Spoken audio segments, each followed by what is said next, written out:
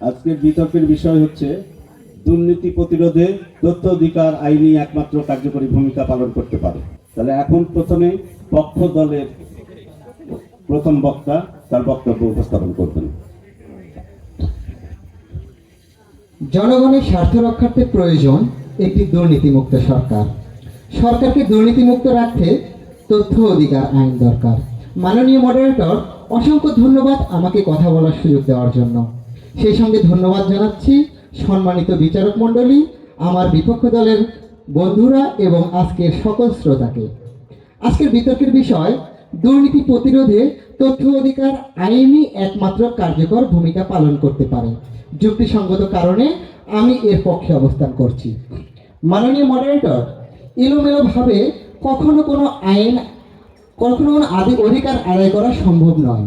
অধিকার আদায়ে ঐক্যবদ্ধভাবে কাজ করতে হয়। আমরা ঐক্যবদ্ধভাবে তখনই কাজ করতে পারবো যখন আমাদের একটি নির্দিষ্ট আইন থাকবে। সেই লক্ষ্যেই বাংলাদেশের তথ্য অধিকার আইন 2009 প্রণীত হয়। এই আইনের মাধ্যমে সরকারি, স্বায়ত্তশাসিত ও সংবিধিবদ্ধ সংস্থাগুলোর কাছ থেকে জনগণ তাদের প্রয়োজনীয় তথ্য সহজেই পেতে পারে। মাননীয় মডারেটর, তথ্য হলো ক্ষমতা। দুর্নীতি টিকে থাকে অন্ধকারে, গোপনীয়তা। তথ্য অধিকার আইন জনগণকে সেই গোপনীয়তার জালে প্রবেশের ক্ষমতা দেয়। যখন একজন সাধারণ নাগরিক জানার অধিকার পায় যে সরকারি প্রকল্পে কত অর্থ বরাদ্দ হলো এবং তা কিভাবে খরচ করা হলো, তখন দুর্নীতিবাজদের জন্য তাদের অপকর্ম গোপন রাখা অসম্ভব হয়ে পড়ে। মাননীয় মডারেটর, তথ্য অধিকার আইন সুশাসনের ভিত্তি মজবুত করে। তথ্য অধিকার আইন একটি স্বচ্ছ সরকার ব্যবস্থা তৈরি করে। দুর্নীতি শুধু তখনই প্রতিরোধ করা সম্ভব যখন জনগণ জানতে পারবে কিভাবে সিদ্ধান্ত নেওয়া হচ্ছে। অন্য কোনো উদ্যোগের দ্বারা তা সম্ভব নয়। কাজেই তথ্য অধিকার আইনই একমাত্র হাতিয়ার। মাননীয় মডারেটর, বিশ্বব্যাপী তথ্য অধিকার আইন দুর্নীতি প্রতিরোধে যুগান্তকারী ভূমিকা পালন করছে। ফ্রিডম অফ ইনফরমেশন অ্যাক্ট 2000-এর উপর ভিত্তি করে 2009 সালে যুক্তরাজ্যের সাংবাদিকরা জানতে পারেন যে ব্রিটিশ সংসদের সদস্যরা অপ্রয়োজনীয় ব্যক্তিগত ব্যয়গুলো সরকারি অর্থ দিয়ে মিটিয়েছেন।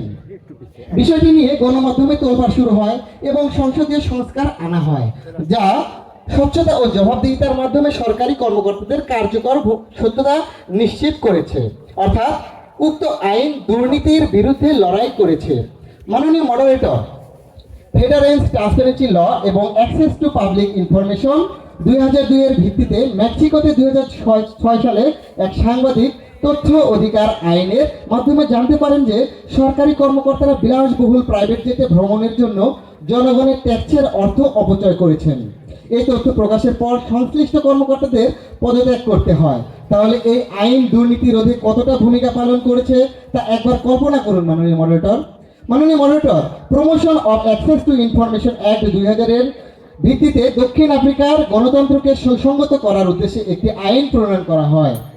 2012 সালে এক নাগরিক দল সরকারি শিক্ষা বাজেট নিয়ে তথ্য চেয়ে জানতে পারেন যে দক্ষিণ আফ্রিকায় একটি প্রদেশে শিক্ষার জন্য বরাদ্দ অর্থ স্থানীয় কর্মকর্তাদের বিলাসী জীবনযাপনে ব্যয় হয়েছে। সেই তথ্য প্রকাশের পর সরকারের বাজেট ব্যবস্থাপনায় পরিবর্তন আনা হয়। মাননীয় মডারেটর, এই উদাহরণগুলো প্রমাণ করে যে তথ্য অধিকার আইন কার্যকরভাবে দুর্নীতি প্রতিরোধে ভূমিকা পালন করেছে। এটি শুধুমাত্র দুর্নীতির তথ্য প্রকাশ করে না, বরং সমাজে স্বচ্ছতা ও জবাবদিহিতা প্রতিষ্ঠার মাধ্যমে দীর্ঘমেয়াদী দুর্নীতির বিরুদ্ধে লড়াইয়ের পথ তৈরি করছে। কাজেই দুর্নীতি প্রতিরোধে তথ্য অধিকার আইনই একমাত্র কার্যকর ভূমিকা পালন করতে পারে। ধন্যবাদ মাননীয় মডারেটর।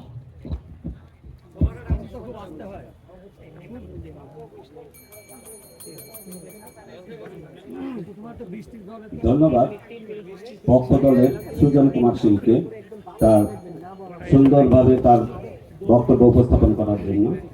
এখন আমি বিপক্ষ দলের মোসাম্মদ শান্তা খাতুন তার বক্তব্য উপস্থাপন করার জন্য বলছি। আসসালামু আলাইকুম। ধন্যবাদ মাননীয় মডারেটর, বিচারক মণ্ডলী এবং আমার সামনে উপবিষ্ট ইএস ভাই ও বোনেরা এবং অন্যান্য সদস্য। দুর্নীতি প্রতিরোধে তথ্য অধিকার আইনই একমাত্র কার্যকরী ভূমিকা পালন করতে পারে। সঙ্গত কারণে আমি বিপক্ষে অবস্থান করছি।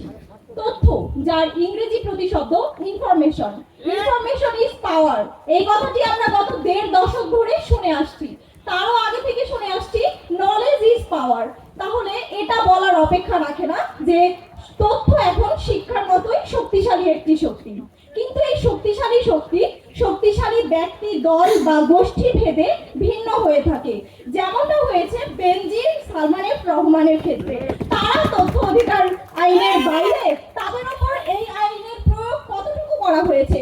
আমার বিজ্ঞ প্রতিপক্ষের পক্ষ দলের প্রথম বক্তা বলে গেলেন, সরকারকে দুর্নীতিমুক্ত রাখতে তথ্য অধিকার আইন কার্যকর ছিল। তাহলে কেন আগস্টে ছাত্র বিপ্লব সংগঠিত হলো? তথ্য অধিকার আইনের কার্যকারিতা কোথায় গেল?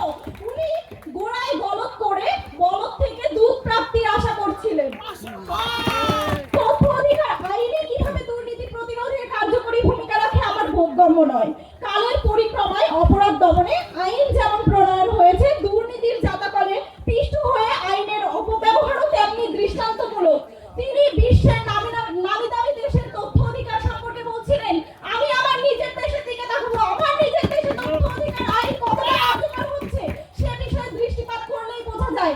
তথ্য অধিকার আইন যদি এত কার্যকর হতো, তাহলে দুর্নীতির হাওয়ায় টাকায় কানাডায় বেগম পাড়া গড়ে উঠতো না। হায়রে কপাল বন্ধ, চোখ থাকিতে অন্ধ। এই অন্ধ একটি ব্যক্তি, একটি দেশ, একটি জাতি, যারা নিজেরাই আইন প্রণয়ন করে কিন্তু আইনের সঠিক প্রয়োগের বেলায় অন্ধ। আমরা আইন প্রণয়ন করি, দুর্নীতি রুখতে আমরাই দুদক প্রতিষ্ঠা করেছি, কিন্তু কালবেলার একটি প্রতিবেদনে উঠে এসেছে দুর্নীতিবাজরা যখন দেশ থেকে পালায় তখন দুদকের ঘুম ভাঙে। এই ঘুমাতে কোকিল কিভাবে রাতজাগা পাখির মতো দুর্নীতি প্রতিহত করবে? আমি শুনে হাসি, আখি জলে ভাসি, এই ছিল মোর ঘটে। তুমি মহারাজ সাধু বলে আজ, আমি আজ চোর বটে। সোনার বাংলাদেশ গড়তে সোনার মানুষ প্রয়োজন। সংসদে প্রথমে সোনার মানুষ আসে, দুর্নীতির জালে ফাঁসে এবং টাকার জলে ভাসে। এই দুর্নীতি প্রতিহত করতে তথ্য অধিকার আইন কতটা কার্যকর ছিল? বিজ্ঞ প্রতিপক্ষের কাছে প্রশ্ন থেকে গেল, উত্তরটা দিয়ে যাবেন। তথ্য অধিকার আইন কিভাবে দুর্নীতি রুখতে কার্যকর ভূমিকা পালন করে তা আমরা একটু লক্ষ্যপাত করলে বুঝতে পারি যে দুর্নীতি কিভাবে শুরু হচ্ছে, কোথা থেকে শুরু হচ্ছে, এই ক্ষমতা কিভাবে পাচ্ছে, এই সাহস কিভাবে আসছে সেদিকে তাকাতে হবে। প্রশাসনের কঠোর হতে হবে এবং জবাবদিহিতা এবং স্বচ্ছতা নিশ্চিত করতে হবে। এই বলে আমি আমার বক্তব্য শেষ করছি।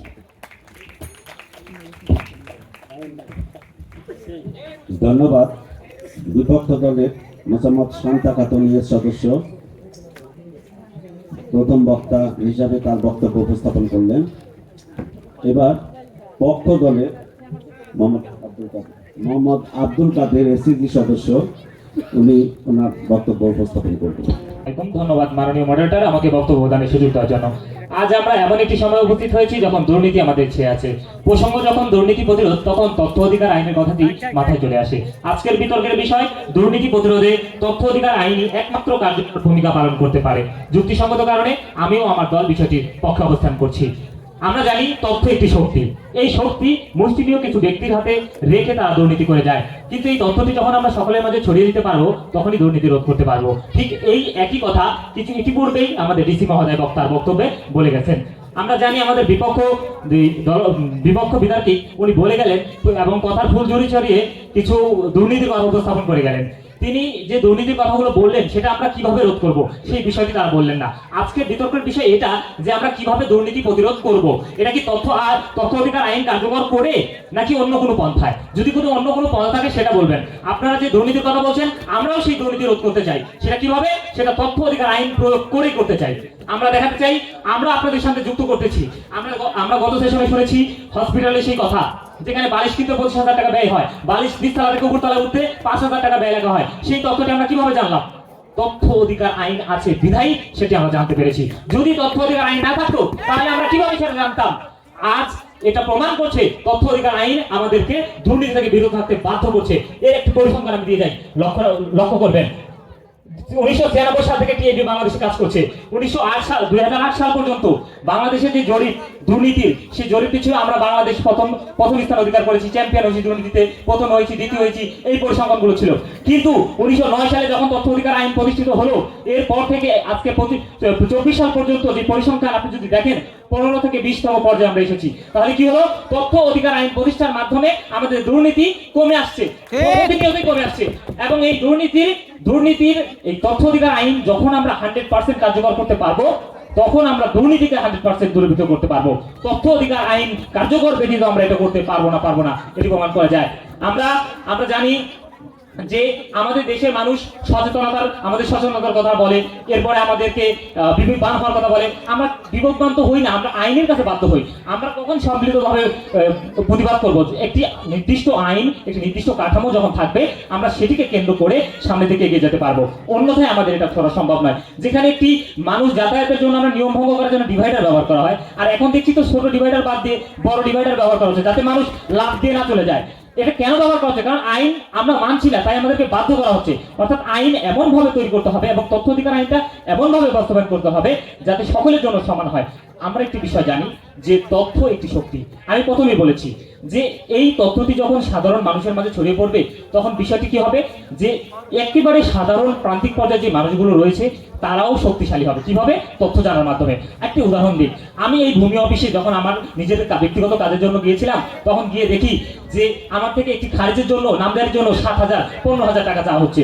কিন্তু আমি তথ্য জানার চেষ্টা করলাম যে রাষ্ট্রীয় ফি কথা আমাকে জানান, আমি তথ্য অধিকার আইনের বলে জানতে চাই। আমি টিআইবি থেকে একটা ফর্ম নিয়েছি, আমি ছুড়ে দিয়েছি, বলেন আমাকে কত টাকা লাগবে। তারা বলে 1100 টাকা রাষ্ট্রীয় ফি। তখন আমি বললাম যদি 1100 টাকা রাষ্ট্রীয় ফি হয়, তাহলে এর বাকি টাকা আপনারা কোথায়, কোন খাতে নেবেন, আমাকে রিসিপ্ট দিতে হবে। এই যে রিসিপ্ট দেওয়ার যে প্রবণতা, এই যে তথ্য দেওয়ার যে প্রবণতা, এটি যদি আমরা বাস্তবায়ন করতে পারি, তবে আমরা এর থেকে বেঁচে থাকতে পারবো। আমি টিআইবির একটি উদাহরণ দিতে চাই। আজকে টিআইবি, এটা সবাই মানবে যে টিআইবি বাংলাদেশের মধ্যে একমাত্র দুর্নীতিমুক্ত প্রতিষ্ঠান। এটি কেন? কারণ টিআইবি তথ্য দেয়, তথ্য দিতে সবসময় বাধ্য থাকে। এর একটি প্রমাণ, আমি গত সেশনে যে মেলা হয়, সেই মেলাতে আমি বাসার এবং জাকারিয়া ভাই পানি কিনতে গিয়েছিলাম। আমরা স্টলে গিয়ে বলছিলাম যে ভাই ভাউচার আছে কিনা, অর্থাৎ পানি চাওয়ার আগে ভাউচার চেয়েছিলাম। অর্থাৎ এটাই প্রমাণ করে যে তথ্য দেওয়াই আমাদেরকে সুপ্রমাণিত করে। অর্থাৎ আমি মাননীয় মডারেটরকে এই প্রস্তাব সংশোধিত দেওয়ার জন্য অনুরোধ জানিয়ে আমার বক্তব্য শেষ করছি। আসসালামু আলাইকুম। ধন্যবাদ পক্ষ দলের আব্দুল কাদেরকে তার সুন্দরভাবে তার বক্তব্য উপস্থাপন করার জন্য। এবারে আমি বিপক্ষ দলের মোহাম্মদ তারমিহিম ইসলামকে তার বক্তব্য উপস্থাপন করার জন্য। আসসালামু আলাইকুম। ধন্যবাদ মাননীয় মডারেটর, ধন্যবাদ বিজ্ঞ বিচারক মণ্ডলী। দুর্নীতি প্রতিরোধে তথ্য অধিকার আইনই একমাত্র কার্যকর ভূমিকা পালন করে। সংগত কারণে বিপক্ষে অবস্থান করছি। দুর্নীতি, ব্যক্তি সচেতনতা, দুটো সত্য যেন দুই মেরু। দুর্নীতি সৃষ্টি হয় একটি ব্যক্তি থেকে, সমাজে ছড়িয়ে পড়ে বেধির মতো। লাশ কাটা ঘর হতে থানা, তদন্ত কর্মকর্তা থেকে বিচার ব্যবস্থা, শেয়ার বাজার থেকে ব্যাংকিং খাত, দলীয় ক্ষমতার অপব্যবহার কারা করছে? এরা কি নিরক্ষর? এরা কি তথ্য অধিকার আইন সম্পর্কে অবগত নয়? তাহলে কেন দুর্নীতি বাড়তে থাকলো? দুর্নীতি প্রতিরোধে তথ্য অধিকার আইনই কিভাবে কার্যকর ভূমিকা পালন করে? প্রতিপক্ষ দলের কাছে আমার প্রশ্ন রয়ে গেল। আপনারা বারবার তথ্য অধিকার আইন সম্পর্কে বলে যাচ্ছেন, কিন্তু একজন সাবেক প্রধানমন্ত্রীর পিয়ন 400 কোটি টাকার মালিক কিভাবে হলো? তাহলে কি তার উপরে তথ্য অধিকার আইনের প্রয়োগ হয়নি? আমার প্রশ্ন রয়ে গেল পক্ষ দলের কাছে। আশা করি আমার প্রশ্নের উত্তরটা দিয়ে যাবেন। তথ্য অধিকার আইন 2009 সালে প্রয়োগ করা হলেও দীর্ঘ 15 বছরে দুর্নীতির পরিমাণ কি কমাতে পেরেছেন? আশা করি আপনারা পারেননি। এই প্রশ্নের উত্তরটাও দিয়ে যাবেন। দুর্নীতি প্রতিরোধে তথ্য অধিকার আইনই একমাত্র কার্যকর ভূমিকা পালন করে, এটা যুক্তিসঙ্গত নয়। দুর্নীতি প্রতিরোধে প্রয়োজন স্বচ্ছতা, জবাবদিহিতা ও ব্যক্তি সচেতনতা। মাননীয় মডারেটর, আপনি আমাদের পক্ষ দলের দিকে একটু খেয়াল করে দেখবেন, ওনারা বারবার বিদেশের কথা বলছেন। ওনারা কখনো দেশের ভেতরে যে দুর্নীতির কথা আছে এটা কখনো উনি তুলে ধরেন নাই। বাংলাদেশের মধ্যে এত দুর্নীতি, তারা শীর্ষে পৌঁছে গেছে, তাও ওনারা মনে হয় না ওনাদের চোখে পড়েছে, এটা নজরে ওনাদের আসে নাই। বাংলাদেশে দুর্নীতি যদি এতটাই 2009 সাল থেকে কমে যেত, তাহলে কিভাবে এস আলম গ্রুপকে দেখেন কিভাবে তারা এত দুর্নীতি করে এত টাকা আয় করলো। আপনি সালমান এফ রহমানকে দেখেন, বেক্সিমকো গ্রুপের চেয়ারম্যান, ওনারা দুর্নীতি করে কতটা টাকা অর্জন করেছেন। আপনারা হয়তো খেয়াল করে দেখেন নাই, একজন বেক্সিমকো গ্রুপের চেয়ারম্যান এত টাকা অর্জন করেছে যা বিদেশে বাড়ি করতে হচ্ছে। তাহলে মাননীয় মডারেটর, আমি আর সংক্ষিপ্ত বক্তব্যে আর বেশি কিছু বলতে চাই না। ধন্যবাদ মাননীয় মডারেটর, ধন্যবাদ বিচারক মণ্ডলী। ধন্যবাদ বিপক্ষ দলের তারমিন ইসলামকে। এবার পক্ষে বক্তব্য উপস্থাপন করবেন মোহাম্মদ মনোয়ার হোসেন বাসার দলনেতা। তার বক্তব্য উপস্থাপন করার জন্য অনুরোধ করছি। Truth stands tall when we have right. Through rights of access, justice will shine. অসংখ্য ধন্যবাদ মাননীয় মডারেটর আমাকে কথা বলার সুযোগ করে দেওয়ার জন্য। মাননীয় মডারেটর, ইতিপূর্বে আমার দলের প্রথম বক্তা অত্যন্ত সুচারুরূপে পুঙ্খানুপুঙ্খভাবে সুন্দর করে প্রমাণ করে দিয়ে গেছে কিভাবে তথ্য অধিকার আইন ব্যবহার করে বিশ্বের বিভিন্ন প্রান্তের মানুষ সুযোগ সুবিধা পাচ্ছে। আমার বিপক্ষ দলের বন্ধুরা তারা বললেন স্বচ্ছতা লাগবে, জবাবদিহিতা লাগবে। জবাবদিহিতা আসবে কোথা থেকে? যদি আইন না থাকে, শুরুতে আমার যেটা প্রয়োজন সেটা হচ্ছে আইন, এমন একটি আইন যা মানুষ মান্য করবে, মান্য করতে বাধ্য থাকবে। যদি সে আইন মান্য না করে, সে শাস্তির আওতায় আসবে। হ্যাঁ, আমরা জানি অনেকে শাস্তি পায় না। কেন পায় না? কারণ আমরা একসাথে না। তারা বললো আমরা যখন একসাথে হয়েছি তখন কিভাবে আমরা দুর্নীতির বিরুদ্ধে লড়াই করেছি, কিভাবে তাদের বিরুদ্ধে আওয়াজ তুলেছি।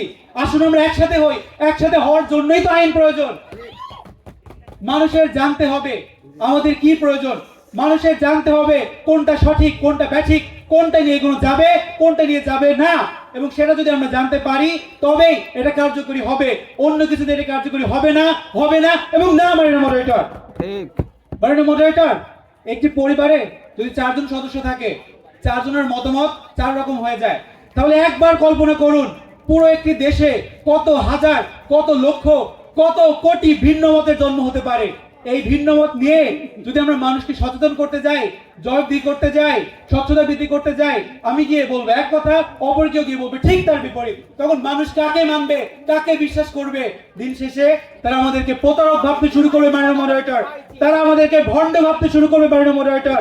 এই কারণে আমাদের নির্দিষ্ট আইন দরকার, যে আইন মান্য করতে সবাই বাধ্য থাকবে, যে আইনকে সবাই সম্মান করবে, এবং সেই আইনটাই তথ্য অধিকার আইন। মাননীয় মডারেটর, এই কথা মাথায় রেখেই তথ্য অধিকার আইন 2009 প্রণীত হয়েছে এবং এরপর থেকেই কি কি উপকার এসেছে, জনগণ কিভাবে দুর্নীতির বিরুদ্ধে কথা বলতে পেরেছে তার উদাহরণ আমার দ্বিতীয় বক্তা দিয়ে গেছে। আপনারা বললেন না বাংলাদেশে কি করেছে? 2019 সালের একটা ঘটনা শুনুন। রাজশাহী মেডিকেল কলেজ বা রামেকে ঔষধ, এগুলো মানুষকে দেওয়ার কথা বিনামূল্যে, সেগুলো তারা বিক্রি করে দিচ্ছিল বাজারে। এই তথ্যটা আসার পরে তথ্য অধিকারের ভিত্তিতে মানুষ আওয়াজ উঠায় এবং তারপরে অথরিটি ব্যবস্থা নেয় এবং তারপরে তাদেরকে আইনের আওতায় আনা হয়। মাননীয় মডারেটর, মাননীয় মডারেটর, আমার বিপক্ষ দলের বক্তারা হয়তো ভুলেই গেছে যে আইন থাকলেই কেবল বাকি ধাপগুলোর জন্ম হয়, আইন না থাকলে বাকি ধাপগুলো জন্মাই না। বিপক্ষ দলের বক্তারা, if there is law, the rest of the steps will remain. If there is no law, the rest of the steps will never be able to board, and that's it. আর তাই বিপক্ষ দলের বক্তারা, আমি জানি আপনারা সচেতন, আসুন একসাথে কাজ করি, আইনকে প্রণয়ন করি, সেটা বাস্তবায়নে ভূমিকা রাখি, তাহলেই কেবল দেশে দুর্নীতি মুক্ত একটি দেশ গড়ে তোলা সম্ভব হবে। তা না হলে তা হবে না, হবে না এবং না। মাননীয় মডারেটর, ঠিক। বিপক্ষ দলের দলনেতা হৃদয় হোসেন কে তার বক্তব্য উপস্থাপন করার জন্য অনুরোধ করছি। ধন্যবাদ মাননীয় মডারেটর, বিজ্ঞ বিচারক মণ্ডলী। দুর্নীতি প্রতিরোধে তথ্য অধিকার আইন একমাত্র কার্যকরী ভূমিকা পালন করতে পারে। সঙ্গত কারণে আমি বিপক্ষে অবস্থান করছি। I think you are right to say about it, but you can't find it. Because আমার মনে হলো একজন প্রবীণ বৃদ্ধের কথা বলেছিলেন, ফাঁকা কলসি বাজে বেশি। আমি সারা রাত ভেবেছি আপনাদের এই যুক্তিসঙ্গত একমাত্র দুর্নীতি বিরোধী এই প্রতিরোধ আন্দোলন নিয়ে, but I found no way to prevent corruption with only RIT Act. আসলে আমাদের প্রতিপক্ষ যে বক্তা কাদের ভাইয়া খুব চিল্লাইলেন, চিল্লাই কি মার্কেট খাওয়ান যাইব? যদি চিল্লাই মার্কেট খাওয়ান যায় তো নিয়ম তো তখনও ছিল যখন শেখ হাসিনার মতন পাপিষ্ঠ দেশে ছিল, তখন কি তার জন্য আইন ছিল না? 2009 সালে আইন প্রতিষ্ঠিত হয়েছে, শেখ হাসিনার জন্য কি এই আইন প্রতিষ্ঠিত হয় নাই? আপনারা সে তখন কোথায় ছিলেন?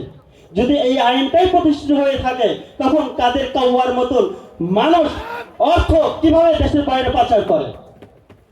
আমি আজব আজব, আরে ভাই সজীব ওয়াজেদ জয়ের মতন 5,500 মানুষ, 5,500 মানুষ মানে ব্যক্তি কিভাবে দেশের সাংসদ হয়? যদি আপনাদের এই দুর্নীতি বিরোধী আন্দোলন বা প্রতিরোধের তথ্য আইনি একমাত্র প্রতিরোধ বা কার্যকরী ভূমিকা পালন করে থাকে, তাহলে আপনারা এই কাজগুলো কেন করেন নাই? নাকি তারা পীর বুজুর্গ ওলিয়া উলিয়া? আসলে তথ্য অধিকার আইন থাকার পরেও আপনাদের অনেক বিড়ম্বনা আমি মানছি, একমাত্র নয়, তথ্য অধিকার আইন দিয়ে আমরা সদস্য ভূমিকার মাধ্যমে এইটা কার্যকর ভূমিকা পালন করে দেশের দুর্নীতি কমানো সম্ভব। কিন্তু মাননীয় মডারেটর বিজ্ঞ বিচারক মণ্ডলী আপনাদের দৃষ্টি আকর্ষণ করছি, শুধুমাত্র একমাত্র কেবলমাত্র চিল্লায় চিল্লায় যদি বলেন একমাত্র দুর্নীতি প্রতিরোধের তথ্য অধিকার আইন দিয়ে সম্ভব, কখনো সম্ভব না মাননীয় মডারেটর। তথ্য অধিকার এই আইন থাকার পরেও কিছু বিড়ম্বনা থাকার কারণে এটা আমরা করতে পারছি না মাননীয় মডারেটর। তারা বলে গেলেন বিভিন্ন কথা। আসলে আমরা জানেন যে নথিপত্র বা পরিসংখ্যান ঘেটে দুর্নীতি প্রতিরোধ করা সম্ভব? আদৌ সম্ভব না। তারা বললেন বিভিন্ন বৈদেশিক কথা, আসলে নিজের দেশের যে দুর্নীতিগুলো রয়েছে সেগুলো দেখছেন না। হাসিনার যে শাসনামল ছিল প্রতি বছরে $16 বিলিয়ন অর্থ পাচার করা হয়েছে। সুতরাং আমি আপনাদের সাথে তাল মিলিয়ে বলতে চাই, একমাত্র দুর্নীতি বিরোধী আন্দোলন প্রতিরোধে আমরা কার্যকর ভূমিকা পালন করতে পারি না। এর জন্য দরকার আত্মসচেতনতা এবং ব্যক্তি সচেতনতা। ধন্যবাদ সবাইকে। ধন্যবাদ মাননীয় মডারেটর আমাকে দ্বিতীয়বারের মতো সুযোগ করে দেওয়ার জন্য। মাননীয় মডারেটর, আমরা বারবার বলছি এটা একমাত্র উপায় না, কিন্তু এটা একমাত্র কার্যকরী উপায়। এটা ছাড়া অন্য কোনো উপায় অবলম্বন করা যায় না। আমার বিপক্ষ দলের বন্ধুরা তারা খুব সুন্দর করে আইনকে এক পাশে সাজিয়ে রেখেছে। আইনকে এক পাশে সাজিয়ে রাখার জন্য নয়, এটা হচ্ছে foundation. This is the foundation. এবং এইটা যদি থাকে বাকি ধাপগুলো আসবে, সেই অনুযায়ী কাজ করা যাবে। আর যদি আমরা বলি আত্মসচেতনতা এইসব হয় না। আমার বন্ধু আব্দুল কাদের আমাদের দলের দ্বিতীয় বক্তা, তিনি সুন্দর করে ব্যাখ্যা করে গেছে। যদি আত্মসচেতনতা হতো তাহলে দেশে জেলখানা থাকতো না, পুলিশ থাকতো না, আইন থাকতো না, মানুষ নিজ নিজ দায়িত্ব থেকে কাজ করতো। যদি আইনের আওতায় না আনা হয়, যদি তাদেরকে শাস্তি দেওয়া না হয়, তারা মানবে? আমার দেশের মানুষ এত ভালো হয়ে যায়নি আইন ছাড়া সবকিছু মেনে নিবে। আর তাই যদি কার্যকর ভাবে আমরা ভূমিকা রাখতে চাই, আইন লাগবে। আমি বলছি না অন্য কিছু লাগবে না, কিন্তু আইন লাগবে। এটা কার্যকরী ভূমিকা রাখবে, তারপরে বাকি ধাপগুলো জন্ম হবে, সেগুলো নিয়ে তখন আমরা কাজ করতে পারবো। কিন্তু যদি আমরা আইন নিয়ে কাজ না করি, আমরা ভিন্ন মতের মাধ্যমে একদম বিচ্ছিন্ন হয়ে যাব, আমরা দুমড়ে মুচড়ে যাব। আমাদের ফাউন্ডেশন দরকার। যদি আমাদের ফাউন্ডেশন থাকে, আমাদের ভবন তৈরি করা যাবে। যদি আমাদের ফাউন্ডেশন না থাকে, সুন্দর রং ব্যবহার করে, সুন্দর টাইলস ব্যবহার করে কোনো কাজে আসবে না মাননীয় মডারেটর। সেক্ষেত্রে দেখা যাবে সামান্য দুর্যোগেই তা ভেঙে পড়বে। ঠিক একইভাবে আইন ছাড়া শুধুমাত্র আত্মসচেতনতা, মানুষকে বোঝানো, তাদেরকে মোরাল এডুকেশন দেওয়া, এগুলো নিয়ে ওরা কাজ করতে চায়, তাহলে এক একজন এক একভাবে বলবে, তারা বিচ্ছিন্ন হয়ে যাবে। সামান্য ঘাত প্রতিঘাতেই তারা একদম সম্পূর্ণ চূর্ণ বিচ্ছিন্ন হয়ে যাবে। আর তাই আমি বলতে চাই, আসুন আইনের গুরুত্ব বুঝুন, একসাথে আইন নিয়ে কাজ করুন। শুধুমাত্র আইনই পারে এটাকে সবার মাঝে তুলে ধরতে, মানুষকে বাধ্য করতে, সম্মান করাতে এবং দিন শেষে একটি সুন্দর সুজল বাংলাদেশ গড়ে তুলতে, যেটা হবে দুর্নীতিমুক্ত। কাজেই শুধুমাত্র আইনই পারে একটি দুর্নীতিমুক্ত সুন্দর বাংলাদেশ গড়ে তুলতে।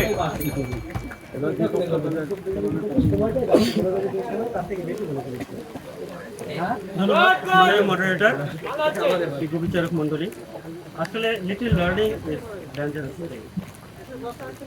আপনাদের কথাবার্তা শুনে আমার এটাই মনে হয়েছে যে আপনাদেরকে বলছি ভাই, একমাত্র নয়, শুধুমাত্র নয়, দুর্নীতি বিরোধী বা প্রতিরোধে তথ্য অধিকার আইন অবশ্যই কার্যকর হবে। কখন কার্যকর হবে? যখন আপনাদের ভিতরে জবাবদিহিতা, আত্মসচেতনমূলক প্রতিষ্ঠা, ব্যক্তিবর্গ, আসলে আপনারা হয়তো ভুলে গেছেন, নেপোলিয়ন নামে একজন বিদ্যাবিদ বলেছিল যে আইন কখন কার্যকর হবে? যখন ওই দেশের ন্যায়পরায়ণ শাসক থাকবে। যদি ন্যায়পরায়ণ শাসক থাকে আইন নিষ্প্রয়োজন, আর যদি আইন প্রণয়ন আপনার যদি নিষ্প্রয়োজন বাচ্চা না থাকে, আইন কি নিষ্প্রয়োজন, মানে শাসক আপনার ভালো হইতেই হবে। অর্থাৎ কি আত্মসচেতনতা বোধ থাকতে হবে। আমাদের ডিসি মহোদয় এই কথাটাই আমাদেরকে বুঝিয়ে গেছেন। মাননীয় মডারেটর, তারা বলে গেলেন যে শুধুমাত্র একমাত্র, আসলে আমি বুঝতে পারি না আপনারা কেন বুঝতেছেন না যে একমাত্র শুধুমাত্র দিয়ে কখনোই সম্ভব নয়। এক হাতে কি তালি বাজে? বাজবে না, কখনো সম্ভব না। আসুন আমরা নিজেরা সচেতন হই এবং এই আত্মসচেতন গড়ে তুলি, আমাদের জনসচেতনতা গড়ে তুলি, এই তথ্যমেলার মাধ্যমে, শনাক্তের মাধ্যমে দেশকে দুর্নীতি মুক্ত করি। ধন্যবাদ সবাই। আসলে আমাদের দুই পক্ষই চমৎকার বলেছেন। যুক্তি খণ্ডন বা উচ্চারণ আমাদের তো আসলে এটা শেখার একটা স্থান। খুব সুন্দর বিতর্ক প্রতিযোগিতা, মানে আমার কাছে খুবই ভালো লাগে। আমি বারবারই মানে এইটা মিস করি না কখনো, যে টেলিভিশনে হোক আর যেখানেই হোক আমি দেখি। বাসার নিঃসন্দেহে একজন ভালো বক্তা, তোর কণ্ঠটা খুব সুন্দর, চমৎকার লাগে আমার। এছাড়া আমার বিপক্ষ দলের শান্তা কিন্তু ভালো বলছে, ভালো লাগছে আমার দিয়ে। যাই হোক, দুই দলকে আমি মানে অভিবাদন জানাচ্ছি, কারণ কোনটা জিতবে কোনটা হারবে আমি জানি না। আমরা যেহেতু তিনজন বিচারকের তিনজন অভিব্যক্তি হয়েছে, এখন দেখা যাক, কেউ মন খারাপ করবো না, আমরা অবশ্যই উইশাল ওভারকাম। শুভ বিকাল, সবাইকে আন্তরিক ধন্যবাদ। আসলে একটি বৈরী আবহাওয়ার সম্মুখীন আমরা হয়েছি, যার জন্য আমাদের কার্যক্রমটা একটু বিঘ্ন ঘটছে। এদিকে মানে বৃষ্টির কারণে একটা শীতের দিন, যাই হোক সবাইকে কষ্ট করে এবং উপস্থিতি আসলে আশাব্যঞ্জক নয় বৈরী আবহাওয়ার কারণে। তারপরে এখানে যে দুই দল, পক্ষ এবং বিপক্ষ দলের যে বিতর্ক তারা উপস্থাপন করলো, তারা নিজ নিজ অবস্থান থেকে চমৎকারভাবে উপস্থাপন করেছে। একটু 19-20 কম বেশি এটা হবেই, এটা যে কোনো প্রতিযোগিতাতে হয় এবং এটা মেনে নিতে হয়। তবে সবাই ভালো করেছে। এখানে প্রথম এবং দ্বিতীয় বা যারা জয়ী হবে, হয়তো আমার ধারণা মতে যে অল্প কিছু পার্থক্য, তার কারণ যে তারা আমরা যারা শুনলাম তারা নিজ নিজ অবস্থান থেকে চমৎকার বলেছে। আমিও আপার মতন সবাইকেই আগাম শুভেচ্ছা জানাই। আর এখানে ফল যেটাই হোক এটা আমরা অবশ্যই মেনে নেব, কারণ যে আমাদের এই সংস্থাটাই এমনই, এখানে কোনো বিতর্কেরও কোনো সুযোগ নেই এবং কোনো অস্বচ্ছতারও কোনো এখানে সুযোগ নেই। আমরা আমাদের দায়িত্ব আমরা সুষ্ঠুভাবে সম্পাদন করার চেষ্টা করেছি। এখানে হয়তো কারো মতবিরোধ থাকতেই পারে, কিন্তু সেটা বিবেচ্য বিষয় নয়। আর এই যে বৈরী আবহাওয়াতে কষ্ট করে সবাই এখানে অংশগ্রহণ করেছে এবং যারা শ্রোতা হিসেবে রয়েছে সবাইকে ধন্যবাদ। আসসালামু আলাইকুম। আসলে আজকের এই বৈরী আবহাওয়ায় মানে আরো আমরা আশা করছিলাম দর্শক, তো যাই হোক যারাই আছেন তাদের সকলকে আমার আন্তরিক শুভেচ্ছা। তো আজকের যে বিতর্কের বিষয় সেটা ছিল দুর্নীতি প্রতিরোধে তথ্য অধিকার আইনই একমাত্র কার্যকরী ভূমিকা পালন করতে পারে। এখানে পক্ষ দল এবং বিপক্ষ দল উভয়ই সুন্দর বলেছে, একদম যুক্তি খণ্ডন করে বলেছে। পক্ষ দল যেটা বলেছে যে একমাত্র তথ্য অধিকার আইনই দুর্নীতি প্রতিরোধ করতে পারে, এটাও যেমন ঠিক। আবার বিপক্ষ দল যে বলেছে সচেতনতা, এটাও ঠিক। অবশ্যই আমাদের সচেতন হতে হবে। এই সচেতনতার সাথে সাথে আইনটা তো অবশ্যই জরুরি, কারণ আইন না হলে মানুষ কিন্তু মানে কোনো কিছুই মানে না। হ্যাঁ, তো এটাই হলো বিষয়। তো আমার উভয় দলের জন্য শুভকামনা থাকবে। নিশ্চয়ই তোমরা মেনে নিবে আমাদের এই ফলাফল, কারণ এটাই নিয়ম যে একদল জিতবে একদল হারবে, এটাই নিয়ম। তো যাই হোক, সবার জন্য আমার শুভকামনা। ধন্যবাদ তোমাদের সবাইকে। এতক্ষণ আমরা উভয় দলের বিতর্ক শুনলাম। যে আসলে যে কোনো প্রতিযোগিতায় হার জিত থাকবেই। যে সম্মানিত বিচারক মণ্ডলী তাদের মেধা দিয়ে তারা পুঙ্খানুপুঙ্খভাবে বিচার করেছেন বলে আমি মনে করি। যে একদল জিতবে আর একদল হারবে, এটাই স্বাভাবিক এবং এটা আমাদের মেনে নিতেই হবে। তবে আমি বিশ্বাস করি যে যারা বিচার কার্যটা সম্পন্ন করেছেন তারা অনেক বিজ্ঞ এবং তারা এরকম প্রোগ্রাম অনেকই করে থাকেন। তো এখন আমি এই বিতর্ক প্রতিযোগিতার ফলাফলটা ঘোষণা করছি। এই বিতর্ক প্রতিযোগিতায় বিপক্ষ দল পেয়েছে হচ্ছে সর্বমোট 210 আর পক্ষ দল পেয়েছে 305। আজকের বিজয়ী পক্ষ দল। শ্রেষ্ঠ বক্তা হচ্ছে মনোয়ার হোসেন বাশা।